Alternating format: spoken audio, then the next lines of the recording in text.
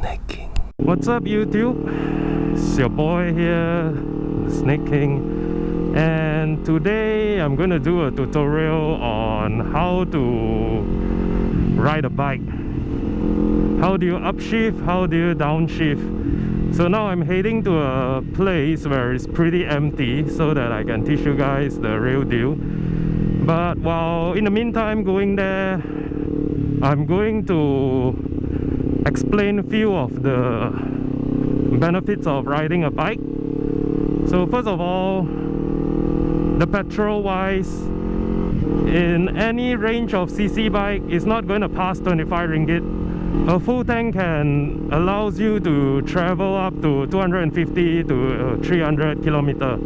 Other than the fuel, of course, riding a bike, you get to skip tolls. You don't have to pay for tolls. And also, you can filter traffic like what I'm doing now. You don't have to jam. You save more time. And of course, road tax and insurance are way cheaper than a car. Look, which is why I say that I'm living in a place which is the central of everything. So look at the jam here. If I'm driving a car, from here to the train there will probably take me about 2 hours. Even if it's not the MCO period, if it's not this COVID period, it's almost the same. So during normal days, we were also stuck in a jam like that. So see, when you get a bike, you save so much time, and to me, honestly, time is money. With time you can be productive, you learn a lot of new things.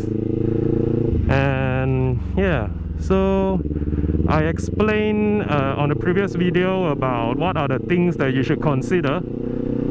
And today I'll be putting up a tutorial so that if let's say anyone who follows the video, they just get an L and wanted to start learning how to ride, here, this video, I'll teach you step by step how to actually get a bike moving. So other than the benefits of riding a motorcycle, I would like to also share some of the ABS or no ABS. To be honest, I've been to this riding course. I was given the opportunity by Kawasaki. If you are looking for a budget bike, you plan to get a second hand, most of the bikes doesn't come with an ABS. There's not much difference with the ABS and non-ABS. ABS stands for anti-brake lock system and anti-brake lock system. Non-ABS, yeah, you don't have the anti-lock. But let me tell you, if you have ABS and you really slam the brakes hard, it's still gonna lock. It's just that it will lock and then it will release and it will lock again. Without ABS, you just lock all the way. It doesn't mean that anti-brake lock system is even if you slam how hard on the brake, it's not gonna lock. Nah, that's bullshit. So without ABS, if you learn how to control the brake, you can perform as well as the ABS. So yeah, here's the place where I'm gonna teach you guys how to get your bike moving and the basic fundamental on shifting, downshifting. Okay, so for shifting, you have to remember that, okay, once you get a bike, how you should get the motorcycle to start moving. Okay, so look at my left hand. Okay, so you pull in the clutch and you step down one gear. You have to remember that there's only one gear down, but up you can go 1, 2. Oh shit, it's locked. Okay, never mind. Just remember that pull in the clutch, step one gear down, and then slowly release the clutch. You don't need oil to get moving. See? You see? I'm not moving my hand. I'm just releasing the clutch. Okay. So you have to remember that there's a clutch point to get your bike start moving. like here, you see, when I release. Okay, this is the clutch point where my bike start moving. I'm still not touching the throttle. This is the clutch point. Okay, so once you get your bike start moving, then only you slowly twist the throttle and slowly release the clutch. See, this is how you start moving. Okay, if you want to shift gear, pull in the clutch up one gear and release the clutch while twisting the throttle. Okay, you see, this is second gear. Of course, you can go up to 3, 4, 5 and 6. There's 6 gear in total. Okay, so when you first get a bike, you have to remember that the hardest part is to get the bike start moving. After that, it'll be easy already. Pull in the clutch, step on the gear. Okay, slowly release the clutch, hold the brake. Okay, so you release the brake and you slowly release the clutch. Okay, you feel that the bike is started moving already, starting to move.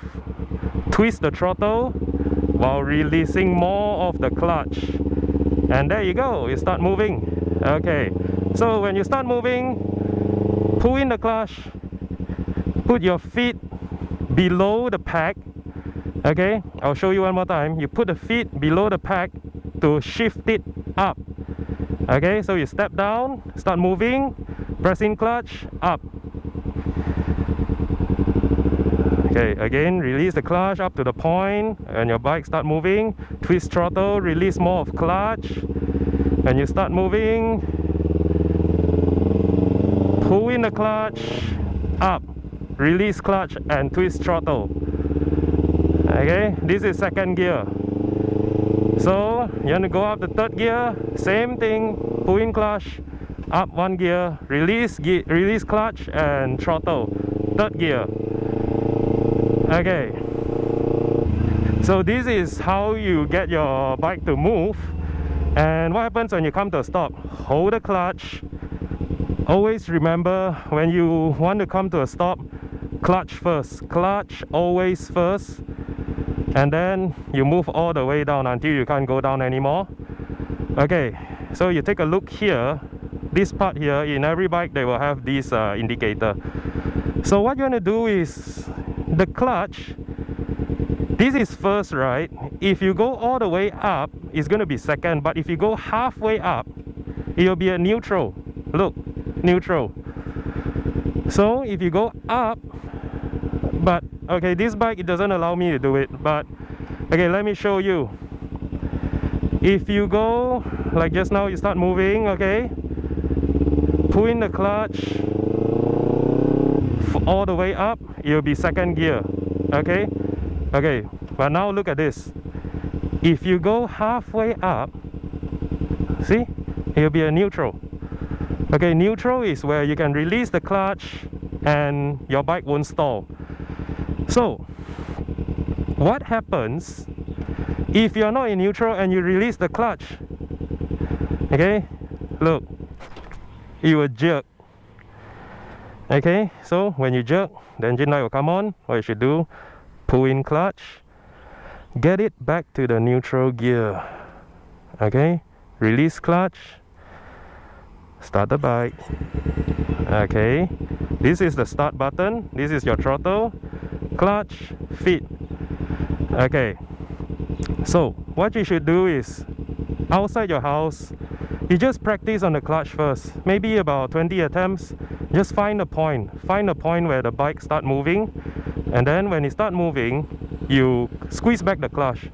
Okay, when it start moving, squeeze back, let it go back a little bit, release.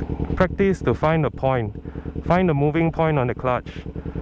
That's a point. Okay, you do this attempt, and then once you get familiar with the clutch point, you start to twist the throttle a bit as in not all the way. This is a lot. You twist a bit. You see, there's a free play in the throttle. Okay, so a bit, like a bit. This is a bit. Okay, release clutch. Okay, put in first gear, pull in clutch. Okay, let's start all the way. neutral, pull in clutch, step on the gear, release clutch, and twist throttle. And then the sound comes on, you release more of the clutch to fully move. Okay, pull in clutch, up gear, second gear. Okay, stop, pull in clutch, step all the way down. Remember, don't worry about the neutral first, just remember to pull in the clutch, and when you stop, only you kick up a little bit on the foot gear, so you went into neutral. Okay, so this is the brake.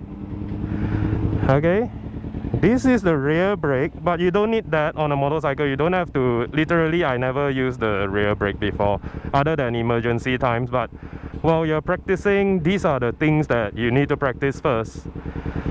Okay, so it's hand, left leg, right hand to start moving. Okay, left hand, right hand, move. Pull in clutch, up gear, release clutch, throttle, move. Okay, so you have to remember that on a bike is different than a car, so you have to also learn how to downshift.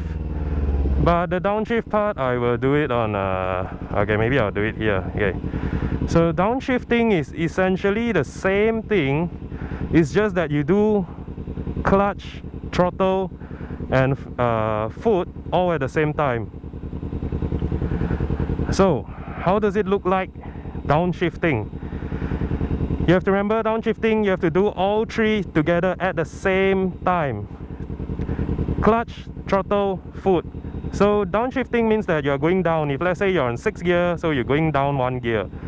The reason for downshifting is because on a car and a bike is different. When you go in a corner, you don't want to shift gear during a corner. That's where you fucked up. So you want to downshift to the gear you want, enter the corner and come out. You don't want to do anything while you're in a corner. You don't want to brake, you don't want to downshift, you don't want to do anything. You want to be on a gear, you want to be able to move on a corner. So I'll show you one time. Okay, this is after you mastered how you start moving the bike. So you have to practice how to downshift. Okay, let me show you. Hold on. Okay, so remember, you don't downshift from 2nd to 1st gear. You don't need downshifting on 2nd to 1st gear. You only downshift maybe you're at 6 or 5 or 4. I would say that don't downshift if you're in 2nd gear. Other than that, it's fine, because the choke will be like just now when the engine stalls, the choke will be very hard. 1st gear is very hard on the engine braking. So what is engine braking? See, when I release the throttle, the bike was slow and I will slightly choke forward. See again? Engine braking is this, without clutch, without brakes. Okay, you just release throttle. This is the engine braking. Okay, so let me show you how to downshift all at once. I will show you my right hand on the helmet camera. Okay, you have to go up to maybe 3rd gear.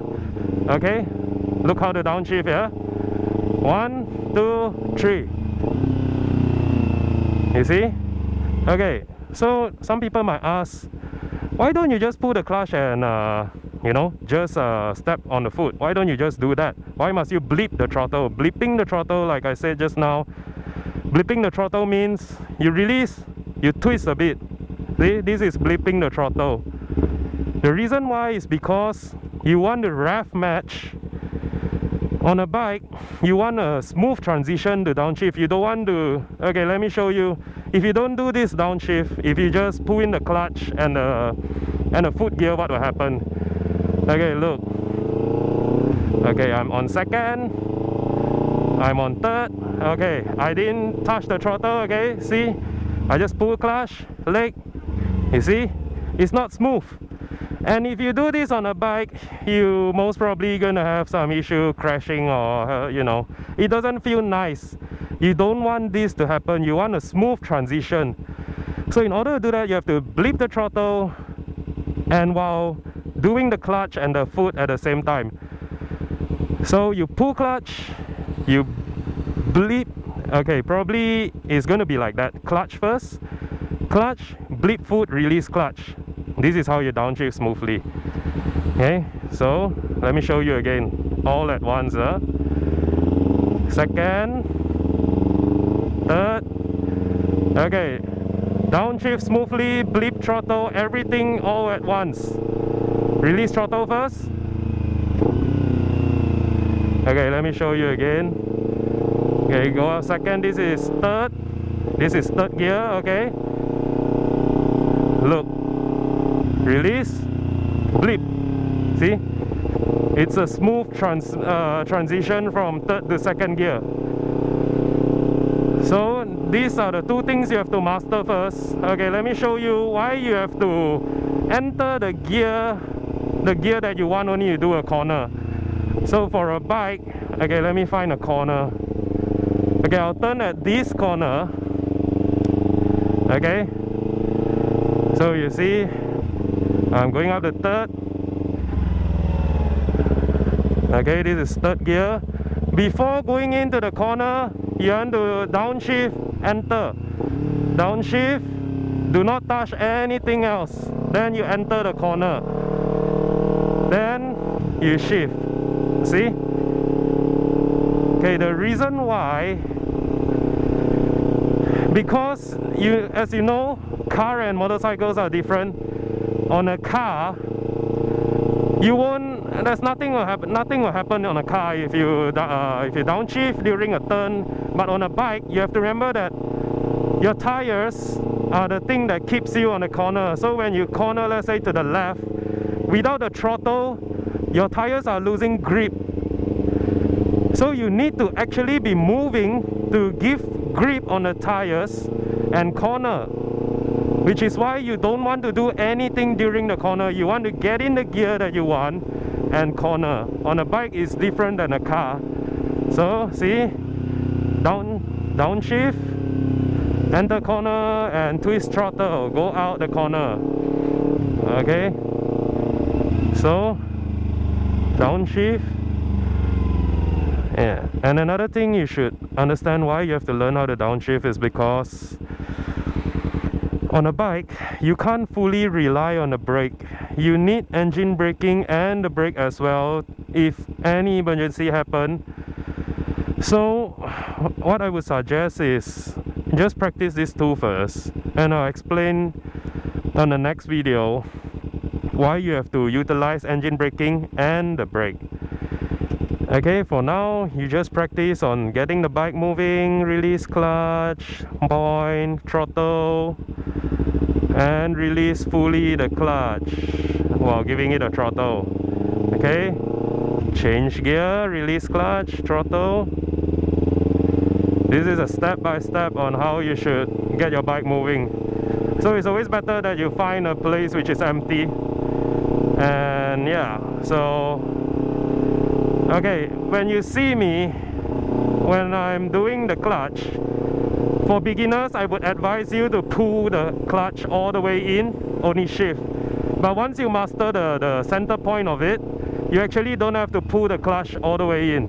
Look, if you want to shift, you just have to pull slightly a little bit up to the moving point, the point where your bike starts moving, up to that point, you can release already. Look, so you want to shift the gear, just pull a bit. See, you don't have to pull all the way in. You just pull a bit, but you have to know where's your clutch point, which is why I don't advise beginners to practice on this first. This is when you fully understand, like maybe you've been riding for a month or what. You know your clutch point well, everything. See, now you just pull in a little bit. It's the same thing. But you have to know where's the point. And also you have to know that there's clutchless shifting on the bike too.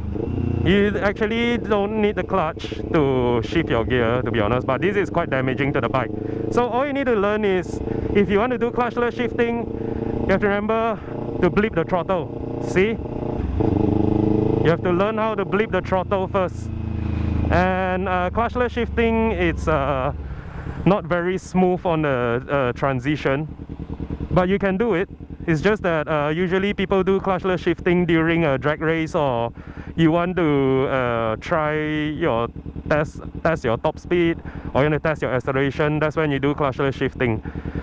And no, you can't clutchless downshift. You can clutchless upshift. I think you can downshift also. Hold on, let me try this. You can also clutchless downshift, but it's not recommended because it will damage your clutch. So let me try clutchless downshift. You have to blip the throttle. Yeah, look, you don't need a clutch, but you need to learn how to blip the throttle. So first thing first, do not attempt clutchless shifting. First thing first is learn how to utilize the clutch. Go to a place, empty place, and then you learn how to move. Probably learn how to upshift until the third gear and how to downshift back to second gear, and then attempt to go out to a bigger road and all the way to sixth gear. You know, just fully try to understand your bike first, and you can start practicing on clutchless shifting. So most important is, when you're accelerating, do not blip the throttle. You don't need to blip the throttle when you're accelerating. Accelerating is clutch, leg up one gear, and just twist the throttle. Twist the throttle when you're accelerating. Downshift, you have to boom. You have to, you know, you have to do this. This is called the blip the throttle. Okay. So after that, you master how to upshift, downshift. Then you practice how to clutchless shift without the clutch, just blipping the throttle and also shifting your leg gear. Okay. But it's not advisable to always do clutchless shifting because it will damage your clutch, and also it's not good for your motorcycle. So, see, clutchless shifting, you will choke. At lower gear, you will choke. When you go up to the RPM about 9-10,000 RPM and you clutchless shift, that's where it turns smooth. So for now, yeah, this is the video for today. And oh yeah, I wanted to say that, because in the last video I mentioned that if you are 175 and if you attempt to buy the R25 Yamaha, you won't be able to ride on it. Okay, there's an exception to that. It's just that it's really up to individuals' preference. In every workshop, in every dealership, when you purchase the bike, they will have a lowering kit so that they can actually lower the bike for you. But you have to remember that when the bike is lowered, you corner your foot peg, which is this thing. Your foot peg will scrape the floor easier because the bike is lower and you need to do a corner. So but it still depends on individual preference. If you don't plan to corner a lot, maybe you can learn how to control on the corner. Yeah, you can just ask them to help you lower the bike. It can possibly lower down to 160, 150 cm for a rider which is 150, 160 cm. So you can, yeah, request them to lower the bike for you. But if you're 175 or below, maybe you're 170, the Ninja 250, you can flat foot it, no problem. It's just the Yamaha, it's slightly taller. So yeah, that's it for today's video, and I'll see you guys on the next one. Thank you for watching this video, and also if you feel that this video helps you in any way, drop a like and maybe give some comments. I'm open to opinions, and yeah,